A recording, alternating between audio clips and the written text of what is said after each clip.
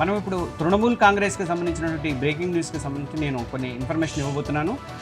సుప్రీంకోర్టులో తృణమూల్ కాంగ్రెస్కి ఎదురుదెబ్బ తగిలిందనే చెప్పాలి. ఎందుకంటే అక్కడ కౌంటింగ్ జరగబోతుంది 4వ తారీఖున, మే 4వ తారీఖున మనకి కౌంటింగ్ జరగబోతుంది. అన్ని రాష్ట్రాలు మొన్న జరిగినటువంటి 5 రాష్ట్రాలకు సంబంధించినటువంటి కౌంటింగ్ అనేది జరగబోతుంది. అయితే కేంద్ర ప్రభుత్వ ఉద్యోగుల్ని సూపర్వైజర్లుగా నియమించడా అని చెప్పేసి సుప్రీంకోర్టులో తృణమూల్ కాంగ్రెస్ ఒక ఇదేసింది, పిటిషన్ వేసింది, వాళ్ళని పెట్టొద్దు అని చెప్పేసి. అంటే మొదటి నుంచి మనం గమనిస్తూ ఉన్నాం, కేంద్ర ప్రభుత్వ ఉద్యోగులు అంటే బీజేపీకి అనుకూలంగా పనిచేస్తారు, కేంద్రంలో అధికారంలో ఉంది కాబట్టి బీజేపీకి అనుకూలంగా పనిచేస్తారనే ఆరోపణలు తృణమూల్ కాంగ్రెస్ ఎప్పటి నుంచో వినిపిస్తున్నాయి.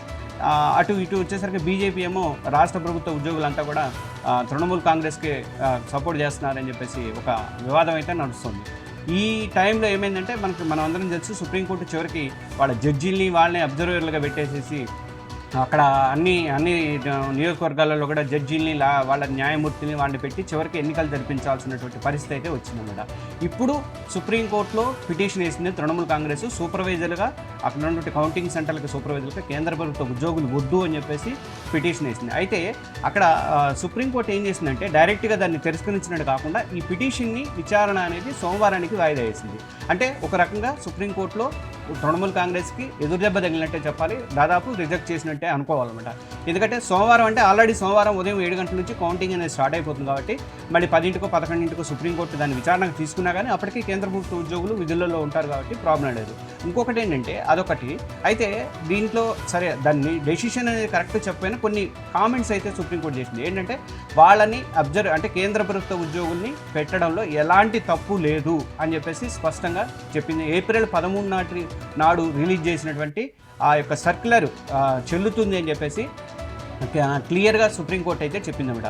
అంటే దీన్ని బట్టి ఏంటంటే అది కూడా సుప్రీంకోర్టులో తృణమూల్ కాంగ్రెస్కి ఎదురుదెబ్బ తగిలినట్టుగా మనం చెప్పుకోవాలి. ఇక్కడ ఇంకొకటి ఏంటంటే అంటే 24 పరగణాల జిల్లాల్లో 15 చోట్లను, తర్వాత మగ్రాహాట్ అండ్ డైమండ్ హార్బర్ ఈ రెండు నియోజకవర్గాల్లో కూడా కొన్ని కేంద్రాల్లో అయితే పోలింగ్ అయితే జరుగుతుంది. అక్కడ బీజేపీకి సంబంధించి మనము ఈవీఎంలు చూసుకుంటే బీజేపీకి సంబంధించి అక్కడ ఒక టేపులు లాంటివి అంటించారు. బీజేపీ సింబలు, బీజేపీ పేరు కనిపించకుండా టేపులు అంటించారు. అవి మనం చూసాము సోషల్ మీడియాలో, ఎక్స్లో కూడా వాళ్ళకి సంబంధించిన బీజేపీ అభ్యర్థులు కూడా వాటిని వేశారు. వేసిన తర్వాత మనం కూడా మన ఛానల్లో కూడా మనం ప్రసారం చేసాం అనమాట. అయితే వాటిని అవన్నీ కూడా అంటే కొన్ని చోట్ల ట్యాంపరింగ్ చేశారు, కొన్ని చోట్లేమో ఇలా పోస్టర్లు అంటించి పడేశారు పైన అని చెప్పేసి అభ్యంతరాలు వ్యక్తమైన తర్వాత బీజేపీ అభ్యంతరం చెప్పిన తర్వాత ఆ విజువల్స్ కూడా చూసిన తర్వాత ఈసీ ఎట్టకేలకు వాటిల్లో అయితే ఈసారి ఎన్నికలకు సంబంధించి రిజల్ట్స్కి సంబంధించి అయితే ఎగ్జిట్ పోల్స్ అయితే బీజేపీ అండ్ బీజేపీకి తృణమూల్ కాంగ్రెస్కి అయితే టఫ్ ఫైట్ అయితే నడుస్తుంది. మనం గమనించవచ్చు. మొన్న చెప్పినప్పుడు ఎగ్జిట్ పోల్స్ అన్నీ కూడా మనకి దాదాపు అంటే చాలా వరకు అయితే బీజేపీకి ఎడ్జ్ ఉన్నట్టుగా అయితే చెప్తూ వచ్చినాయి. కానీ టఫ్ ఫైట్ అయితే నడుస్తుంది. కరెక్ట్గా బీజేపీ అసెంబ్లీ అధికారులు చేపడుతుందని అయితే మనం అయితే చెప్పలేం. కానీ అయితే 2021లో పరిస్థితి చూసుకుంటే మనం మొత్తం అక్కడ 294 నియోజకవర్గాలు ఉన్నాయి. అందులో మ్యాజిక్ ఫిగర్ అంటే మనకి 148 రావాలి అనమాట. కానీ 213 స్థానాలలో 2021లో తృణమూల్ గెలిచింది. కేవలం బీజేపీకి 77 స్థానాలు మాత్రమే వచ్చినాయి అనమాట.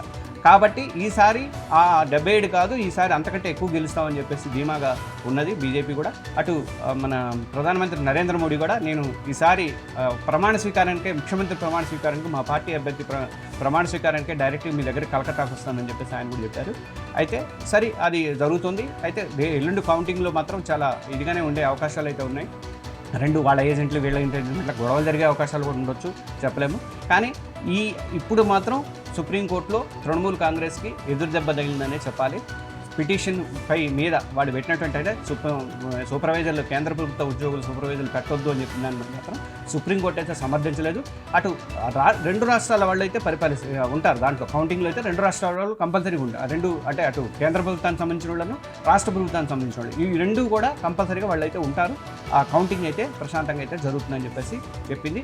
ఇది ఇప్పుడు బ్రేకింగ్ న్యూస్, ఈ క్షణం నుంచి జరిగినటువంటి బ్రేకింగ్ న్యూస్.